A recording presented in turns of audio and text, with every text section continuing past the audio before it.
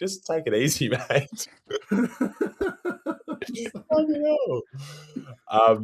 Remy, I'm really sorry. We're gonna have to rerun what you've just said because I've only just pressed record right now, and you've just blown my mind a little bit. So apologies about that. I should have recorded from the start. But Remy, tell me again how you feel for your Ironman, please. So I had 3 bottles, 2 1 liters and 1 700 mil. In both the 1 liter bottles, I had 100 grams of carbs, plus, I think maybe 400 milligrams of electrolytes in each of those, and then my 700 mil bottle had the full, 450 grams of carbs, all of which was just straight sugar, table sugar or cane sugar or whatever, and then plus the electrolytes that go with it for flavoring. Yeah. Okay. All right. So first things first is I'm Miguel, who isn't on this call right now. We've just had this chat about sugar and carb mix, and I hope he watches this back and it'll be the first thing that he sees because he's been training with sugar quite a lot. So I'm super excited to chat about this. 450 grams in a bottle is a lot. If anyone's tried to bump their number in the bottle up, you would have got to a point where you're like, holy shit, this is quite sickly. Now, I have a question, Remy. You said to me that you had two bottles that were about a liter and had 100 grams in them each. Why did you stack the smaller bottle? Why did you put so much more in the 700 mil as opposed to one of the 1 liter ones?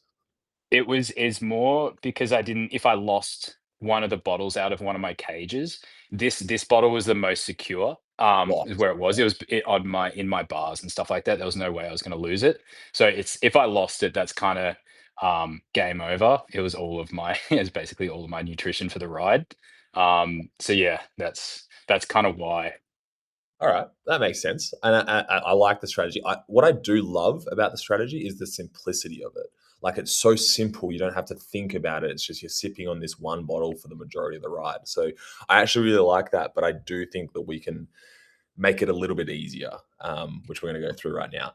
Before we go any further, though, I want to talk about sugar as opposed to carb mix. So sugar is sucrose, right? Which is essentially it's a one-to-one mix between glucose and fructose, which is what we're after. But it's actually when it's sucrose, your body needs to produce this enzyme called sucrase to break it down into that glucose and that fructose for then it to be absorbed, right?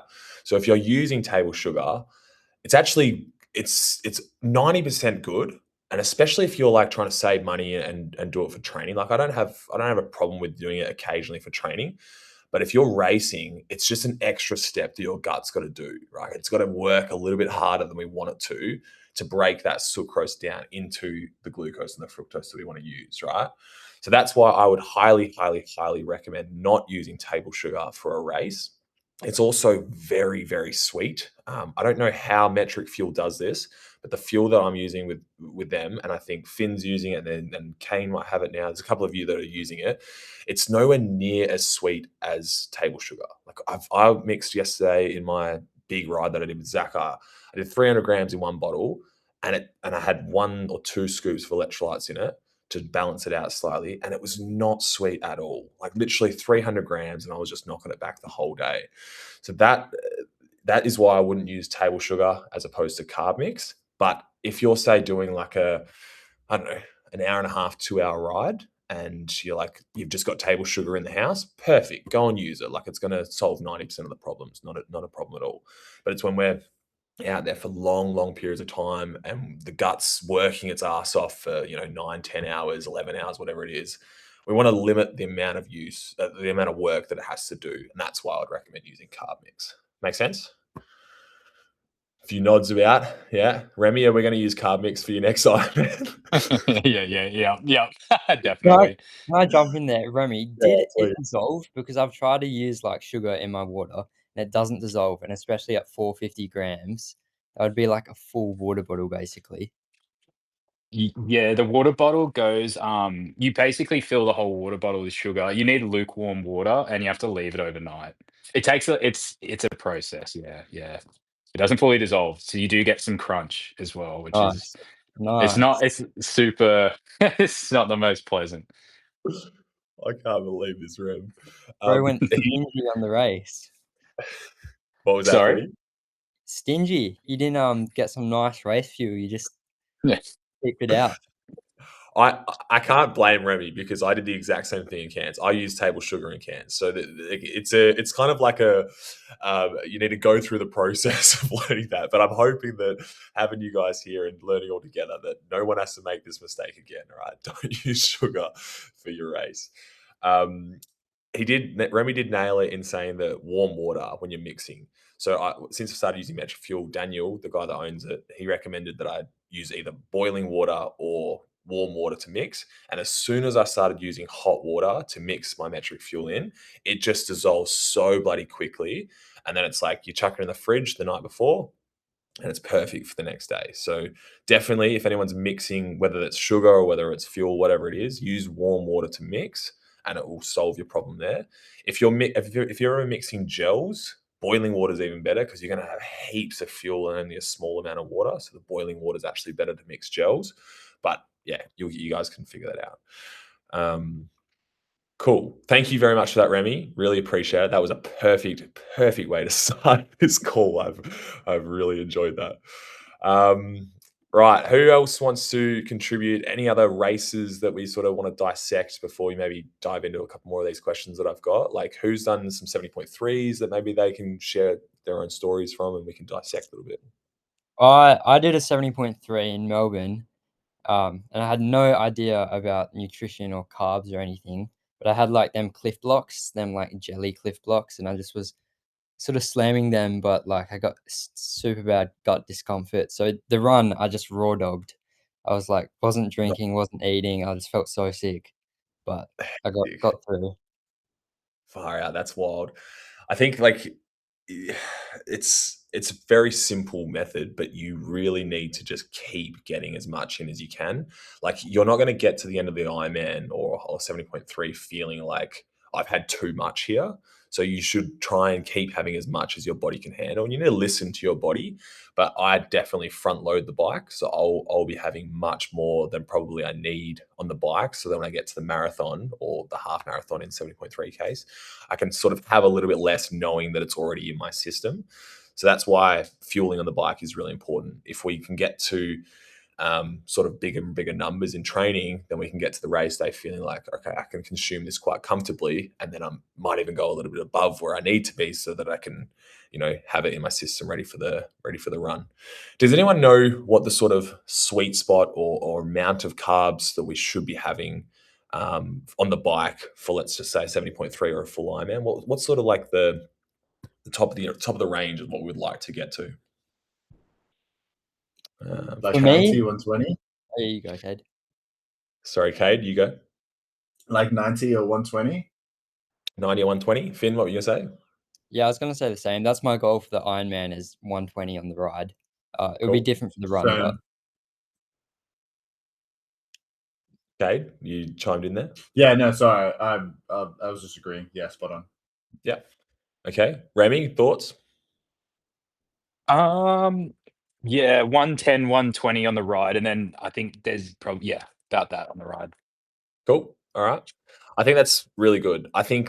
I do think that more is better. So if we can push to somewhere around 120, that's ideal. Now it's really important that you don't take that as like I need to get there. It's not I need to hit that number. What it is that in the build up to your race, in the weeks leading up to any race, you're consistently upping the number of carbs you're having during your rides until the point where you're like, holy shit, that's now my limit, right? Like I can't get any more in and hold the intensity that I want to hold. That's the point that we want to get to. So for me, it might be different to Liam and it might be different to Remy, right? I've noticed that I have a bit of an iron gut. I can just keep smacking shit back and I just don't really get the GI issues. So I'm just gonna, especially in the lead up to Kona, I'll be pushing upwards of like 140, 150 grams, provided I'm not feeling sick on the bike. But that's very different for people that are starting out. So like Kane, I know, what are you sort of consuming at the moment, Kane, on your rides? Well, probably, I don't know, about 80 to 90 grams. Yeah. Like I have your cheat sheet of like, you have to like up to like 120, but also, I mean, I got my gallbladder out like 2 years ago. So Yeah. I have also noticed that after I get off like a long ride or something, I definitely will need to go to the toilet. And as much as I would love to get sub 5, shitting myself while doing it is not preferred. So I'm still working out what level of carbs, like the maximum level I can do without shitting myself would be perfect. So I'm still like finding the fine line. I want to know, at what point in the half marathon do you just say, no matter what, now I'm going? Is it at like sort of 17, 18 Ks, 19, 20 Ks? Like at what point just go, I'm fucking sending it no matter what? I mean, put it this way: if I get to like 14 Ks in, and it's the same thing as like I'm watching, I'm like, I look at the time and I'm like, I can do sub 5. Like if I go for it, at that point it's like, I'll just try and cross the line in a group so that people don't notice I've shit myself. One of my favorite things that I saw in triathlon was Taylor Newb. I think it was at the T100 race where the camera's on her, and then she just turns to the camera and she says, "Don't get my ass. I've just shit myself." It's like one of the funniest videos I've ever seen of triathlon. There's a guy who did the Boston Marathon, and he shat himself in the Boston Marathon, and he ended up getting a brand deal from like an adult like baby wipe company because he shat himself, and he ended up getting a brand deal from it. Wow, that's unreal. There you go, Kane. So maybe I will shit myself. Might be worth it. 150 carbs, here I come. Yeah, exactly. All right. So yeah, it sounds like we're all on the same page with that then, guys.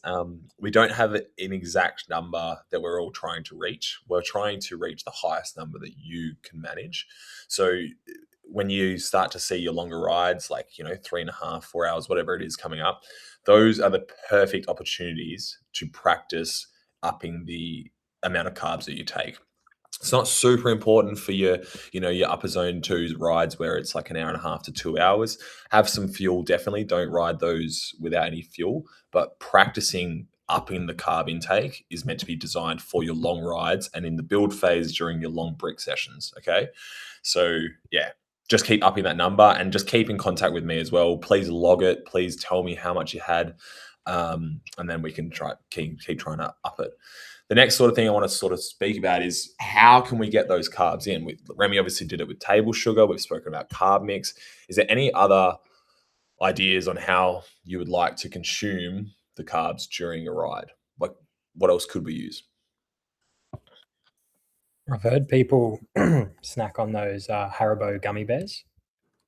And they're like, you look on the back of them, take like 5, and that's like nearly 30, 40 grams of carbs. Yeah, absolutely. I mean, I did 6 hours on the bike yesterday, and there is absolutely no chance I'm doing 6 hours of just carb mix. Not in a training session. If I was doing a race, if I'm racing, I'm probably doing mostly carb mix because it's super easy and efficient to get in my system, especially when you're riding fast. But if I'm going out for a training session at super low intensity, I'm still training my gut and still trying to get more and more in.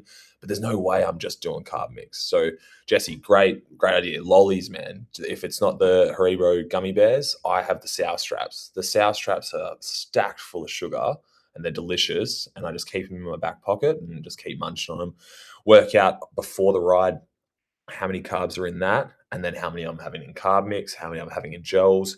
And then I'm just like working out, right, if I've got a 6-hour ride, I'm trying to hit around 750 grams. So I just get all of my carbs in one spot before the ride, put them into my bottles, gels, lollies, bananas, whatever it is. And then I'm just constantly trying to have it all throughout the ride. So there's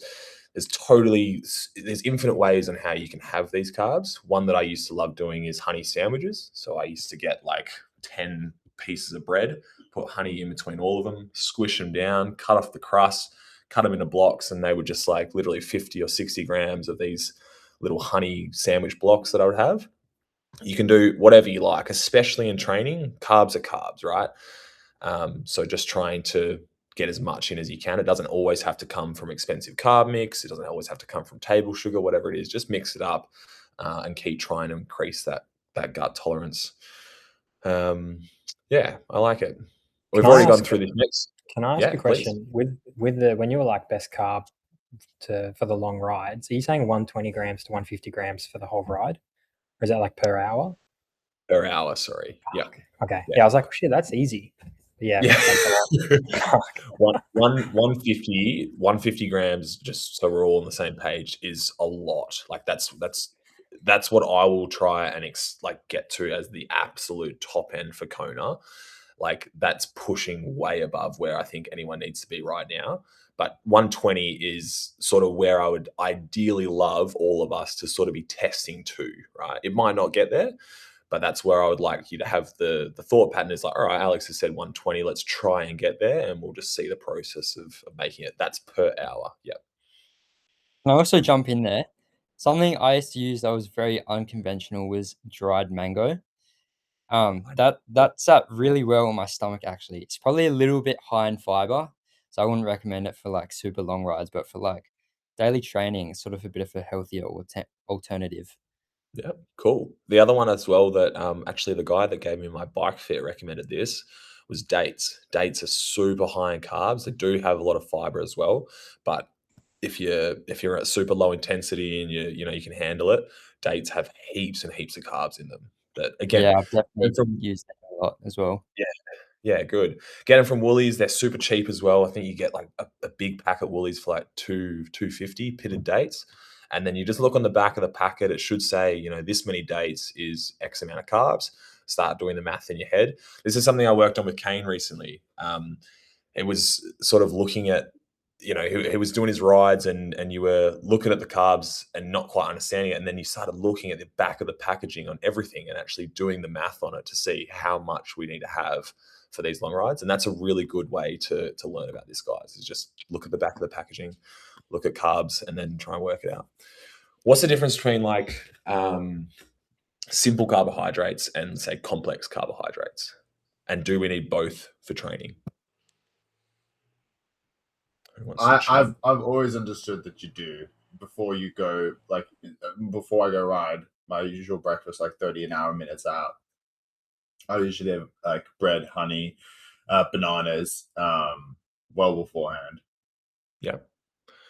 Okay, so let's just say, if we have, say, sugars, like just table sugar, that's a really simple carbohydrate, gets into our system super quick. But say something like potatoes or like pasta is a lot more complex, starchy carbohydrates. Do we need both? Is one better than the other? That's the sort of question I'm trying to debunk. I would say both are equally as important. Like the complex carbohydrates are more like day to day, keep that sustained energy, but the simple are really good in training. So that's what's going to keep your glycemic like index high throughout your training, and it's going to keep you from crashing. But like the complex ones are just going to keep your energy stable throughout the week. You've nailed that. You actually have. Vinny, you might just have to start running these sessions, I reckon. You're all over this. That's exactly right. So like, for example, if it's the day before a big Ironman race and I'm carb loading, I'm not just having the simple sugars, the honeys, that sort of stuff. I'm having, carbohydrate, like pastas, potatoes, rices that are a lot more starchy, that are going to stabilize the energy over a long period of time.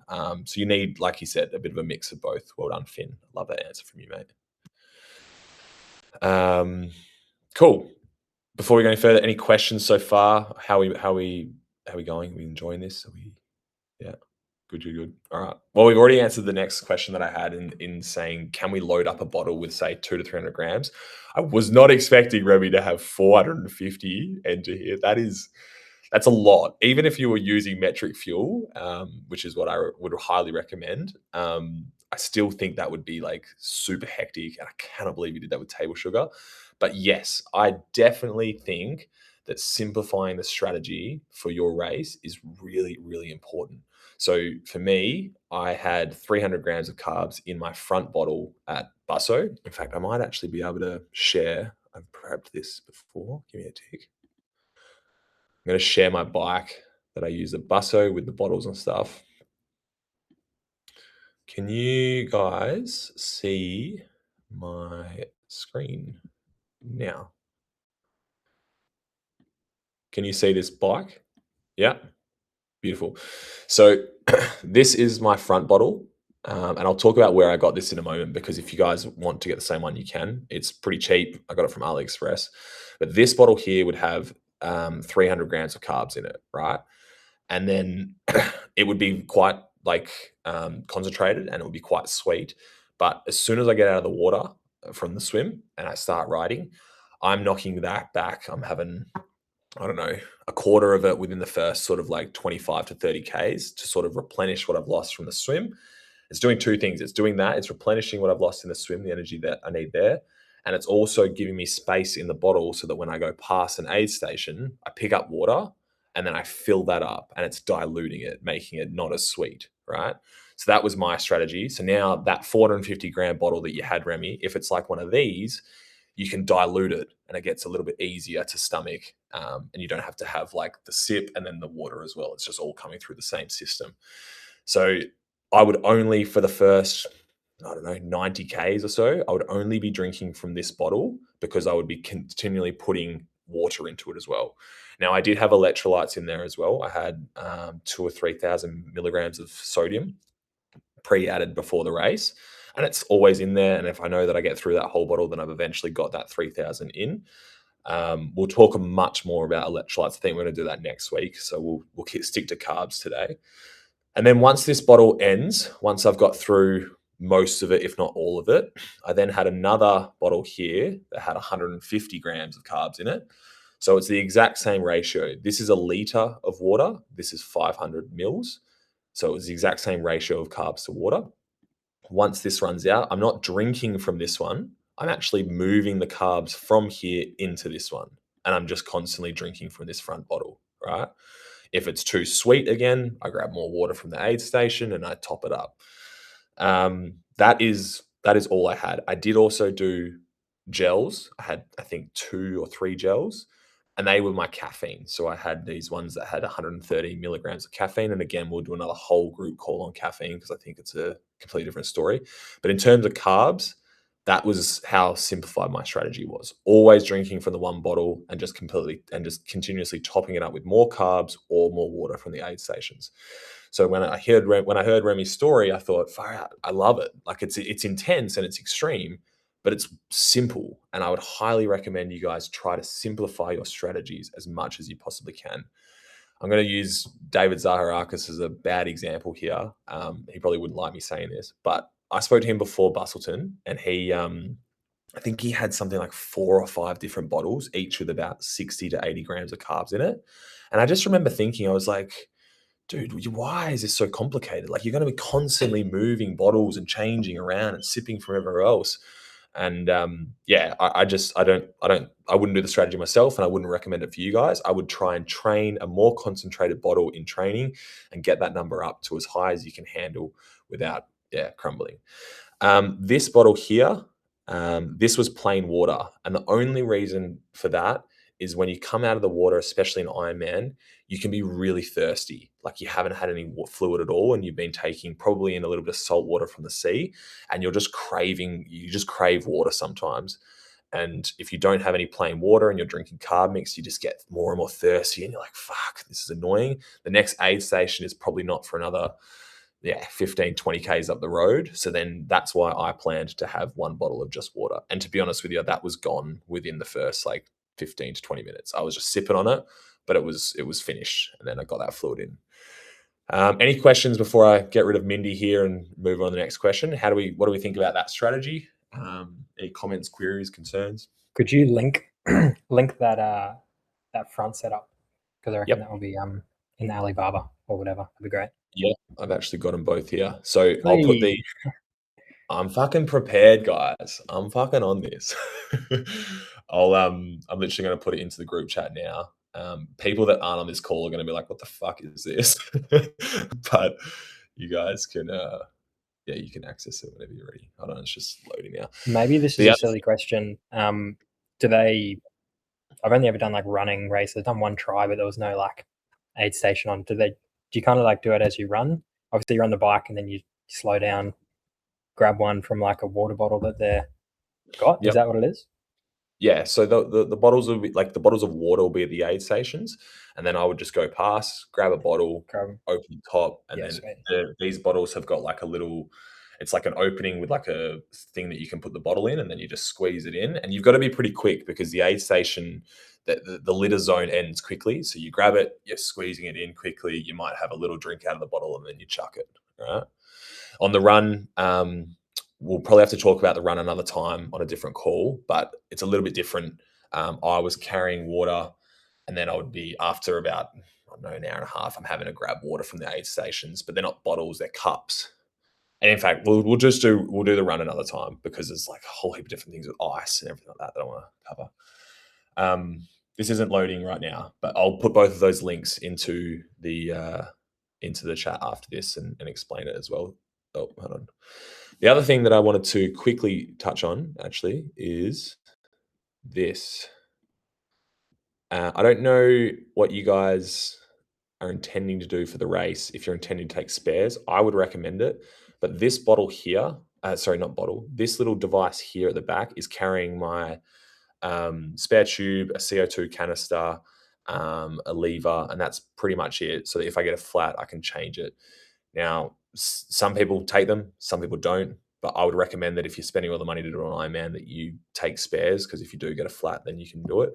This thing again was from AliExpress. You can see it doesn't fit my bike perfectly, but I was managed to get it on there, and it wasn't like loose or anything like that.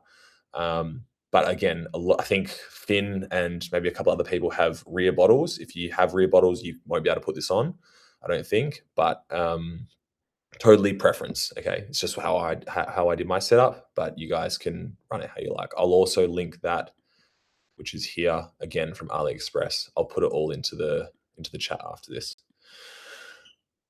Cool.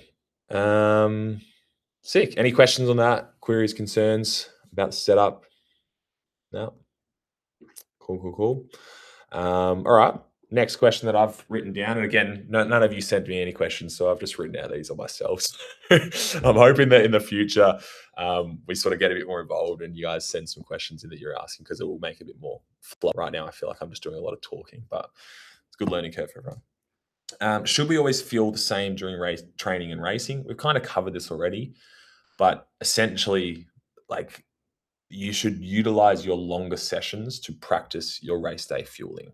For any other shorter sessions that you can knock off in an hour and a half, 2 hours, definitely need to fuel still pre and during, but it becomes a lot less important, and convenience then becomes the key, I guess. If you can just conveniently put some sugar into a bottle and get outside for an hour and a half, that's way better than complicating everything, doing all the math and figuring out the perfect amount of carbs per hour and stuff like that. But for the longer sessions, like, upwards of 3 hours, that's when you should be thinking, how many carbs should I be having? How am I going to intake this on the bike? What is this? What's my gut going to feel like here? And how can I change that if it doesn't work? But yeah, training and racing, it varies differently. Convenience becomes key on the shorter sessions. Definitely. I feel like with convenience as well, like a big issue I always had was like the cost of gels or the cost of like a carbohydrate drink mix, and it just sends you broke. It's insane how expensive they are. But that's why Metric Fuel is like so good.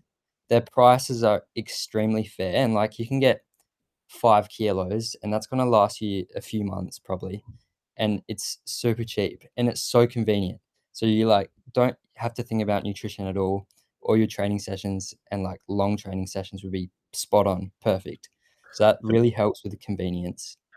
Definitely. And the best thing about Metric Fuel as well is that I use it for not only my rides, but my runs as well. So you get these little flasks, they're 250 ml flasks. You put your mix into there using a little funnel. I would fill it up like almost full, put in some boiling water, shake it up, and there's your gel. It has like, I had one the other day on my long run. It had 200 grams of carbs in it, and I was just sipping on it the entire day. I put in some electrolytes as well, but probably not necessarily on a 2-hour run, but I did just to balance out the sweetness a little bit. But yeah, he's right. It's so convenient. It's so cheap. If you have any questions as well, Daniel is so helpful. He'll just chat to you day in, day out about this stuff. He loves it. Highly recommend Metric Fuel. Yeah. Because the other brands, I don't know if any of you guys have looked into it, but like to get like a 2 kilo bag from somewhere else, it's probably like $100, and it's just, you can't do it. It's too expensive. But like Metric Fuel, their prices are so fair. It's like very good. Really good. You even get an extra 15% off. Use code SUD10. There you go, guys. Get onto it. Little plug for myself there. Cool. How important is it to train race day fueling indoors as opposed to outdoors? Who wants to chime in here? How important is it to do it outdoors? I think it's not very important. I think indoor bike is probably where it's at. Okay. I'm kidding. You fucking had me. I was like, Jesse, no. I was like, fucking dog. Oh, God. All right. Nah, he's right, though. Yes, convenience, again, is key. And if you are doing your long rides indoors, definitely practice the race day fueling. Try and carry it all so you're not getting on and off the bike the whole time. But without a doubt, you need to practice this at some stage out on the bike, riding in terrain, going up hills, going down hills, that sort of stuff. So please, at some point in your long rides, if you're one of those ones that are sitting on the trainers for ages, get outside and practice it outside. Then you can put out way more power outside. Like riding indoors, it's like way harder. Like mentally, and like I don't know why, my heart rate's always way higher indoors. So you get better numbers. Yeah. Also, if you do everything indoors like I've been doing, and then you're like, oh, I'll go outside, you crash immediately because you're an idiot. I had my pedals and I was like, cool. Got to like 10 minutes down the road and I was like, oh yeah, I'll just go across the road. Fell off in front of this whole traffic. Like everyone stopped at traffic. I was like, okay, fuck. Got up to go again. Fell off the other side. Ate shit. Was like, for fuck's sake. Had to put my chain back on. Then had to get into it. And I was like, God damn it. Now, I don't usually fall off the trainer, and then I was like, I've had Alex nagging me, like, come on, dude, you got to go outside. Trust me, to be good when you go outside. 15 minutes after I go outside, I do that. And now I'm like, okay, maybe I should go outside a little bit more. I feel like it's mildly important when you come to race day. So, yeah. One of my other boys we're coaching, Nelson, he's at an Aussie barbecue today, couldn't make it, but he'll be watching this back, I think, and he'll be thinking, fuck, Alex is talking about me here. That guy, he loves the trainer. He just spends all his time with the trainer, and I'm looking forward to him, doing some big rides outside. So Nelson, if you listen to this, mate, get outside and get on the bike. I hate the trainer. It's just necessary sometimes. Like, I hate it because the power readings are always wrong on mine. And every now and again, it's like, I'm just going to lock up and just go into death spin. I'm like, oh, this is great. But I mean, now it's mildly easier because now I've got 2 bikes, so I can literally just go straight away. Yeah. Although the new bike looks very complicated. I'm not going to lie. I'm going to fall off that a lot. Old Gandalf. Hey, I've got the normal comfortable road bike, and I'm like, oh yeah, that's easy to ride. Fuck, this thing's going to be rough. But there's a chat going at the moment. It's called the Geelong Sub Fivers. If you're doing Geelong, you're in that chat. So I think Remy is and Liam is. But Kane's just put in that chat his new, very new old bike, which is like this Tribe dinosaur bike. This is all for context, and he's named it Gandalf because it's so old, but it's wise, and Well, what was the other reason, Kane? Alex is very jealous of this bike. He's he's asked to trade me multiple times, and I've said no. But hey, and also everyone says that you have to name. It's like, oh, all bikes are girls. I'm like, no. Both my bikes, I've given them men's names because it pisses people off. I've got Edward and Gandalf, so it works well for me. Well, I am a big advocate for naming your bikes. Funnily enough, I'm actually in chats with the guy who won GG, so I'm hopefully going to go and see him in the next couple of days and have a little ride on the old GG. God, she was a good bike. How's he gone? Is he like training for Ironmans or? He did his ultra triathlon in the name of his brother. So he did that in November. It was like pretty much an Ironman distance, but instead of a 42K run, it was a 77K run. That was his brother's badge number or something. But yeah, he completed that and it went well. But I don't think he's much of an Instagrammer, to be honest with you. I think he actually deleted Instagram recently and it's just sort of been doing his own thing and working and stuff like that. But I'm going to go down and see him and hopefully catch up with him. But he's a great bloke, Jimmy. Yeah. Cool, guys. Anything else we want to cover? This has been amazing, by the way. I've really enjoyed this. I really appreciate your time in joining the call. It's really nice to bounce off each other, have a bit of a laugh, and I'm looking forward to doing this each week. But yeah, if there's anything else, chime in now. Otherwise, we'll call it. I did have one question. Yep. If we can stomach more than 120 an hour, should we do it, or should we just stick to 120 for the sake of not shitting ourselves or etc.? I would. Hey, think of the nappy sponsors, mate. I would take more if I can. Like my as I said to you in the lead up to Kona is really hot and humid and hard to take in fuel. I will be training at upwards of 140, 150 grams per hour if my body can handle it. Haven't got there yet, but yeah, I would advise that and it's a big if, man. Like you really have to not let any ego get involved here. But if you can stomach it and feel comfortable and push power and train at the intensity that we want you to train at, then absolutely fuel more. Yeah. Cool. Yeah. Remy? I was gonna say, one of my things is like no problems on the bike, no problem taking in all the sugar and stuff. But sometimes on the run, and this is more so in race conditions, I've had a bit of GI distress.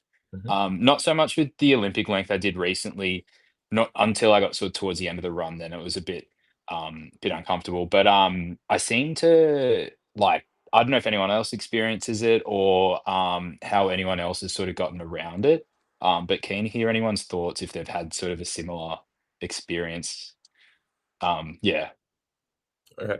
Anyone first? Anyone had any like real bad GI? I didn't have too much GI, but I did find one thing that helped on running would be having more solids. So I would rather than just relying on straight gels, I think I would always take at least kilopythons was the one thing that I would go to. And I use a shit ton of kilopythons because a single one of those is 20 grams of carbs, and you just have those, and you're just eating more solids. And I found that helps me. I don't know if it'll help you, but rather than just straight gels and carb mixes and stuff like that. On the bike, I stick to carb mix, but on the run, I take some solids in. Okay. Yeah. Gels can also be like super thick, and like that causes a lot of stomach discomfort if they're not like diluted with water or like isotonic. Then that's when your body finds it really hard to digest it. So like I found carb mixes in my water bottles are way better on the stomach, like far easier to digest and get rid of that discomfort for me. Yep. I love And all of that. which gels does everyone use? Because I tried like a bunch of them. Like I tried just when I was buying gels, it would be whichever are the cheapest ones. Like Rebel Sports sell like the UE brand or whatever they are. And then the Coles have like the Winners brand. But I recently found Coles home brand ones, and they're cheap as anything, especially when they're on sale. They're like less than $1 a gel, and they're actually quite good. And I've taken them on the longer runs and the longer rides as well, and they're as thick as a normal gel, but I have no discomfort with them at all. Especially the caffeinated one, because I think they only have one flavor that's caffeinated, and how much milligrams of soon as you caffeine have that, in that Coles one? slightly less than the other ones. What's the number? I can grab one. Give me one sec. I'll go grab it. Grab it. Remy, just getting back to your question there. I think as a general rule before all of this, I think you know this already, is fueling on the run is quite significantly less than fueling on the bike. So if I assume you're not, but if you are trying to fuel at that sort of up 90, 120 grams per hour on the run, that's going to create a lot of stress. It's a lot harder.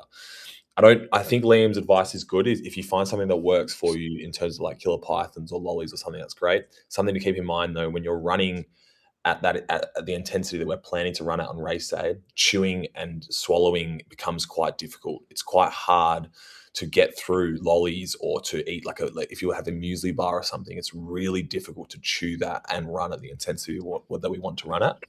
That's why I use gels specifically. The other thing as well is Finn mentioned that gels can be quite thick. Now that I'm making all of my own gels using the metric fuel, I can make them however the density that I like. Like if I want them more liquidy, I just add more water, right? If I want them more thicker, I just add more mix. So you can sort of play around that. If you end up getting metric fuel, you can play around with making your own at the thickness that you like and that your stomach can probably handle. But yeah, I hope that clears a bit out there. Just other things to try, and like Kane said, it might be just different types of gels that sit poorly. I know that May, my partner, she can't have the winners ones, but then she has pure nutrition and she's fine. So it could just be one of those things. Yeah. What do you got for me, Kane? Well, I don't have any of the caffeinated ones left, which is classic, which is the exact question you asked. But like you've got these ones, which that's just the normal Coles brand one. Okay. Which they're a little bit smaller than the winners ones. Like the winners ones are 45 grams and these ones are 32 grams. That's not the carbs though, is it? No. So this one's got 23 grams of carbs. That's 30. The winners one. And this one's got 29.8. Yeah. So like these are a lot smaller. Like they're smaller, but they've got more carbs in them. So I think that's why they probably work better, if you know what I mean. Yeah. So for 32 grams, it's got 23 grams of carbs in it. This one's 45 grams. Oh, it might be similar actually, but it's less that you're throwing in at once, I think. I agree with you physiologically here, but psychologically, let's just say we're using those smaller ones, right? And you're on the run and you're working out how many carbs you need to have. Every time you have a gel, you think I've had a gel, right? Not necessarily I've had 30 grams as opposed to 23 grams. You're like, I've had a gel. And your brain goes, fuck, that's something else that I've got to manage. So psychologically, this is my mentality. I'm absolutely no expert on dietitian or nutritionist here. But if I'm having to have, say, 12 gels on the marathon as opposed to, say, 7 gels, I feel so much better having 7. Does that make sense? And similarly, if I'm creating my own gel from Metric Fuel and I've got 200 grams of carbs in it, I'm having like 1 and a bit gels for my run and I'm just sipping on it the whole way. It feels, I don't know, it just feels so much more manageable for me. Do you not like gels? I mean, I just lie to myself and be like, if I have gels, I'm going to go quicker. And then you just want more gels. Well, to a point. No, you're right in the sense that once you have mix or gels or fuel, it does make everything feel a little bit easier until a point. And then once you get to that point, everything becomes hard because you don't want to have it. So you will experience this in your long races, man. Once you get to the end of your race, the last thing you want to fucking do is eat. And it's the one thing that you need to keep doing. True. Yeah. Being predominantly a runner. Yeah. Yeah, that's definitely spot on. Like, you do not want to stomach anything. You don't want to eat anything. So like having like 1,000 gels is like, you say, nah, stuff it. I'm going to firm it. But that's when you crash. You're going to hit the wall. So Alex is spot on there. We'll do this a little bit more individually on the calls in the lead up to your races, guys. But late in the race is when I'm going to say to you, just keep fucking eating. Just keep putting it into your system. Like I know, like you'll know if you're going to be sick, and then at that point you don't want to, but you just really have to just keep trying to eat the whole way through the race. Even if you get to I got to the last sort of 3Ks. It was 37 kilometers, so I had 5Ks to go on my marathon, and my gels that I was using were 45 grams of carbs. So they're like double those Coles ones that Kane has. And I was sitting there going, I don't want this at all. Like I can run 5Ks with no on an empty stomach. Like I'll be fine. And I just remember my own advice. I said, just fucking have it, even if it sucks. And I just got through the whole thing. And man, I'm so glad I did, because sub 9 would have been very much in danger if I didn't. It really does hit you so late in races. Just got to keep getting it in. Yeah, which to be fair, my knowledge of it's coming from just running. So I've done marathons, I've done half marathons, I've never swam and done a ride before them, because Geelong will be my first one. So yeah, I'll probably listen to you. Good man. Right, anything else? Any other questions?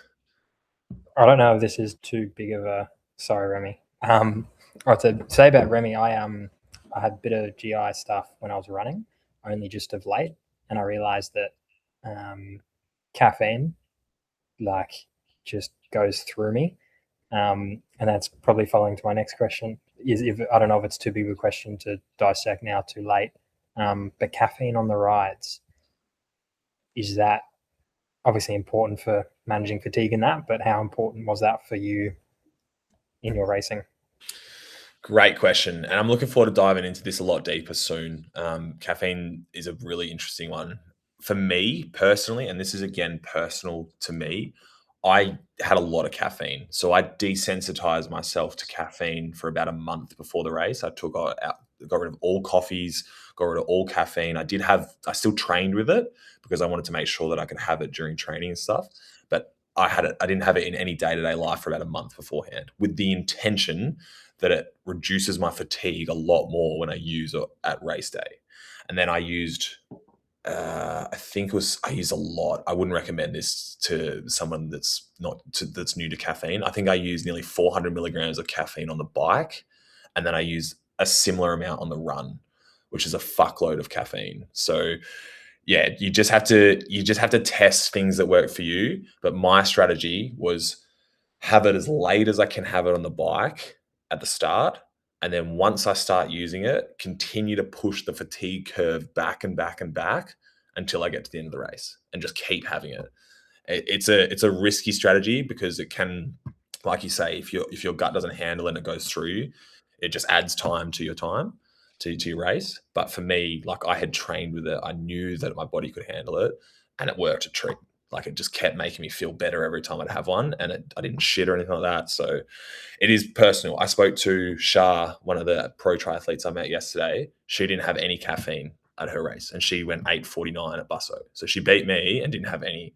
So it's completely personal. But I like, as a coach and as someone who has experienced a lot of benefits from caffeine, it is crazy to me that she didn't use it. Like, it's baffling a little bit.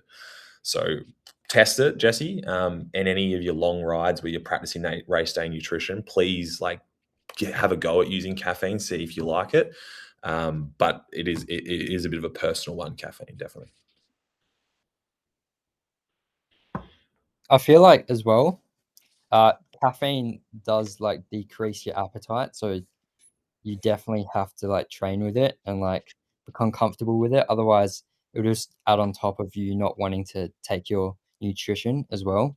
So that's something to keep in mind, I think. Just confirming there for everyone, you said decreases your appetite, right? Yeah. Sounded like increase, but that's good. Decreases, You're right. yeah. This is true. So something else to consider as well, if you get to the end of the race and you're having a lot of caffeine, it might make you not want to eat more, but it is definitely helping you push the fatigue curve back. Any other questions? No? Guys, this has been so good. I have loved this. We've talked for an hour. That's actually unreal. I was not expecting that. So really, really appreciate your time. Super grateful that you guys have joined. I will put the recording up onto Skool. Oh, actually, I do have a question for you. At the moment, anyone has access to this is all premium on Skool, right? So it's all of the athletes that I'm coaching. I would like to ideally offer to anyone else in the community to pay a monthly fee to join these calls and join. Would that be a problem for you guys if they're just coming and sort of listening?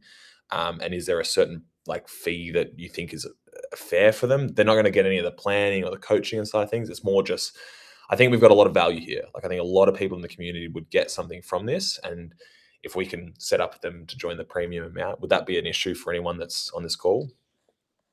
I mean, another thing you could do is, because all of us didn't send you in any questions, which unfortunately, maybe they could also send in questions and then watch the recordings as well, which then they get their questions answered as well, which is a good option. Yeah, I like it. Do you have any issue with them being on the call though, like here? No? Not really. I don't think there's going to be too many, but I would like to offer it up if it's okay. If it starts getting too hectic and there's too much, people joining and stuff, I'll have to reassess, and maybe we'll just go back to doing it as a group that we're coaching. But I would like to try it. I think there's a lot of value here to add to a lot of people, and if they're contributing to the community as well, then I think that it would be good for everyone. So I'm going to test that and see if we get anyone coming in via that. They won't be getting any of the coaching side of things, any of the personal contact with me, but it will just be, they can come and join the calls if there's something interesting. If there's any problems with that later on, we can reassess. But for now, please do me a favor and in your own time, send me a message with some things that you want to talk about. Like, I had this idea with the fueling on the bike. I thought this was a perfect topic to start.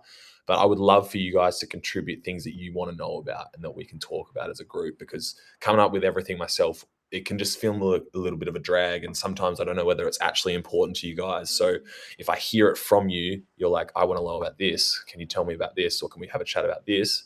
That'll be helpful for me, and we can just, hammer it. So when I put a voice note into the chat, send me a personal message or reply in there. That'll be helpful.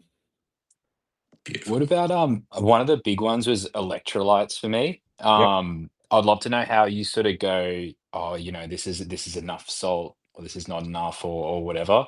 Because that was a big game changer, especially on my big, like longer rides that I was doing. Yep. So I'd definitely be keen on Next that week. at some point. Yeah. Next week, Remy, done. Already locked in. We're doing electrolytes next week. Okay. Sweet. Love it. And you and Finn can have your debate about it. Finn, you better be on this call because you're gonna join.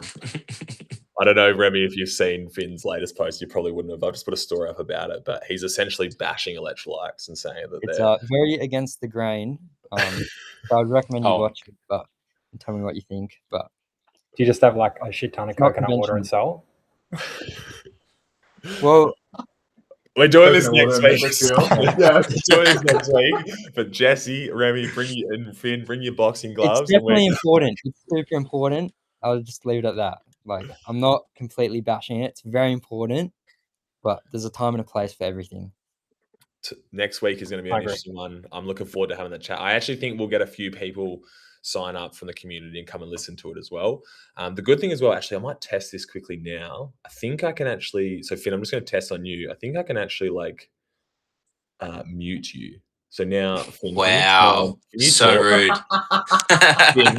Finn, can you try and unmute yourself now?